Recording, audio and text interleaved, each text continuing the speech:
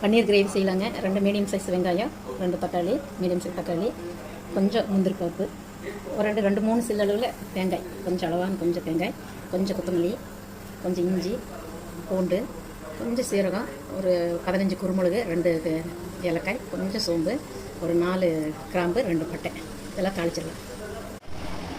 கடையில் கொஞ்சம் எண்ணெய் விட்டு பட்டை, கிராம்பு, சோம்பு, ஏலக்காய், குருமிளகு, சீரகம், இஞ்சி, பூண்டு எல்லாம் சேர்த்து போட்டுருங்க. இது வந்து முந்திரி பருப்பு போட்டுருங்க. வெங்காயம் வெங்காயம் போட்டுடலாம்.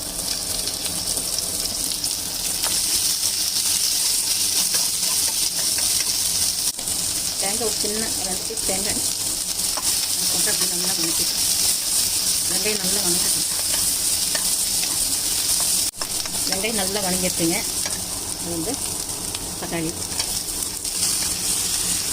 போட்டு நல்லா வணக்கிக்கணும். போட்டுடலாம்.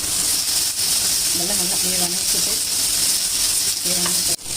கொஞ்சம் உப்பு போட்டு நல்லா வணக்கிட்டு இது வந்து மட்டன் மசாலா ஒரு 1/2 பாக்கெட் போட்டுருங்க.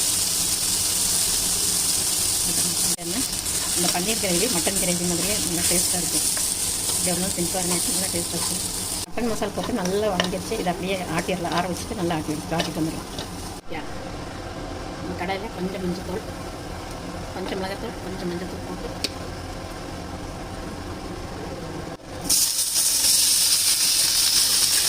தண்ணி போட்டு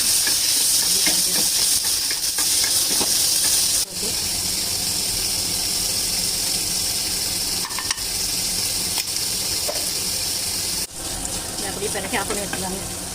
இது பட்டை கொஞ்சம் ஊற்றி அரைச்ச விழுது, மிளகாய்த்தூள், கொஞ்சம் மல்லித்தூள் போட்டு உப்பு ஏற்கனவே நம்ம போட்டிருக்கிறோம். வேணுங்கிற அளவு உப்பு போட்டு டேஸ்ட் பார்த்துட்டு உப்பு போட்டுருங்க. இது அப்படியே மிக்ஸ் ஆகிட்டு நல்லா கொதிக்கட்டு. அப்புறம் பன்னீர் சேர்த்துக்கலாம். நல்லா கொதிச்சு பாருங்கள், நல்லா மசாலாலாம் நல்லா வெந்துருச்சு. நான் வந்து தாளிக்கும் போது பட்டை கிராம்பு ஏற்காயில் போடல, ஏன்னா ஆட்டும்போது போட்டிருக்கேன் போடல. நீங்கள் வேணும் போட்டுக்கோங்க. தண்ணீர் வந்து பார்த்து வச்சுருக்கேன். அப்படி போட்டுடலாம். ஒரு 5 நிமிஷத்துக்கு ஆகும். ஃபைனலாக கொஞ்சம் அப்படியே கஸ்தூரி மேத்தி, கொஞ்சம் பட்டர் மேலே போட்டுருங்க.